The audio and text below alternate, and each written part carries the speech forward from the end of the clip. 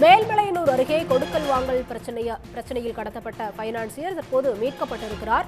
கூடுதல் விவரங்களோடு இணைகிறார் செய்தியாளர் சிவச்சந்திரன். சிவச்சந்திரன், வணக்கம். என்ன பிரச்சனை, விவரங்கள்? விழுப்புரம் மாவட்டம் மேல்மலையனூர் அருகே வளர்ச்சியில் சாய் பைனான்ஸ் என்ற நிதி நிறுவனத்தை நடத்தி வருபவர் சிவா. இவர் வீட்டுக்கு வந்த காரில் வந்த ஒரு கும்பல் இன்று காலை அவரை பேச வேண்டும் என்று வீட்டிலிருந்து தனியாக அழைத்து வந்துள்ளனர். அவரும் அவருடைய பார்ட்னர் காரில் வந்துள்ளார். திடீரென அந்த கும்பல் 7 பேர் கொண்ட கும்பல் அவரையும் அந்த காரையும் கடத்தி வந்துள்ளனர்.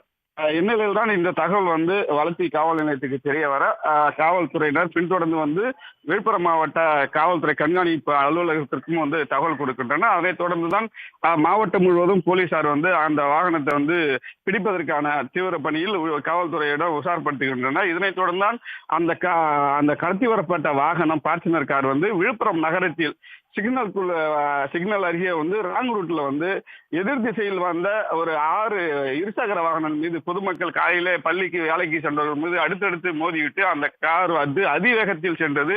இச்சம்பவமும் அந்த பகுதியில் பரபரப்பு ஏற்படுத்தியது. இதனைத் தொடர்ந்துதான் அந்த காரை விழாமல் துரத்தி போலீசார் பின்தொடர்ந்து சென்றனர். அந்த காரில் சென்ற கும்பல் அவரை அந்த நிதி நிறுவன பைனான்சர் சிவாவை சென்னை திருச்சி தேசிய நெடுஞ்சாலையில் ஜானகிபுரம் என்ற இடத்துல அருகே தேசிய நெடுஞ்சாலை காரை நிறுத்திவிட்டு அவரையும் அங்கே விட்டு அந்த கும்பல் மற்றவர்கள் அவர்கள் வந்த காரில் அந்த கும்பல் தப்பிவிட்டனர்.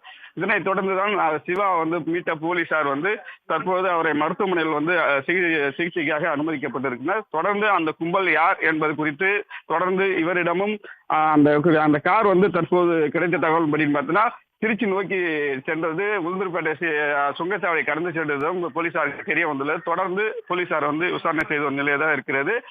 அவரிடமும் அதாவது இவர் அங்க கொடுக்கல் வாங்கல் தகராறில் கடத்தப்பட்டதாக முதற்கட்ட தகவல் தெரிவிக்கின்றனர். விவரங்களுக்கு நன்றி சிவச்சந்திரன்.